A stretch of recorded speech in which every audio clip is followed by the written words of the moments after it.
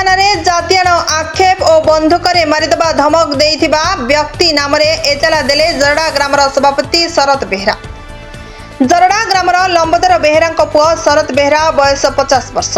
कणिहा थाना अधीन कणिहा ग्रामर आलोक कुमार साहू बयस 40 होइतिबा बेले से कणिहा अंचल रिजनल ट्रक संघर संपादक थिबा बेले गत 7/10/2025 तारीख दिन 10 घंटा 20 मिनिट समय कणिहा आंचलिक रिजनल ट्रक संघर संपादक आलोक कुमार साहू कणिहा कोयला खणी डीओ ऑफिस भितर पशि गालीगुलज करने सहित जातीय आक्षेप करते।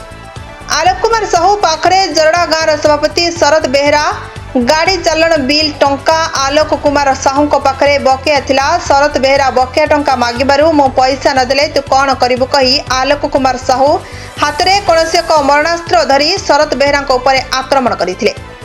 तांकर डाहाण आखि पतारे आक्रमण करने फल रक्त बाहर थिबा बेले घटनास्थल जरडा ग्रामर युवक माने कणिहा मेडिकल चिकित्सा कर सारी कणिहा थाना एक जातीय आक्षेप और बंधुक मारिदेवा धमक और बकेया टंका नदेवा आदि घटना को नहीं शरत बेहरा अभियोग करिसेंती।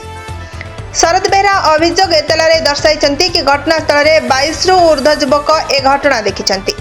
सेहीपरि कणिहा आंचलिक रिजनल ट्रक संघर संपादक आलोक कुमार साहू शरत बेहरा नाम एक पाल्टा अभियोग करिसेंती कणिहा थाना रे। ए घटना को नहीं कणिहा थाना रे 2टी मामला रुजु होईछि। ए विषय पचारिबारु कणिहा पुलिस अधिक तदंत चलिछि बोली सूचना दैछंती। श्री सौम्यरंजन साहू घर जरडा शरत बेहरा ऊपर आक्रमण है आपन हेटी थिले? हाँ मु से पाखे थी किंतु जो आक्रमण है गोटे लज्जाजनक आक्रमण। आम रिजनल ट्रक आसन से खुद सेक्रेटरी हो जदि आम सदस्य पर से निजे आक्रमण एमती करेंगे एटा गोटे निंदनीय विषय। तेणु जदि आम सेक्रेटरी महाशय निजे आक्रमण करेंगे आम क्या पाखे जाई बाहरी करूँ। तेणुक आम यार किसी आलोचना थाना द्वारस्थ। ब्यूरो रिपोर्ट प्रतीक्षा न्यूज।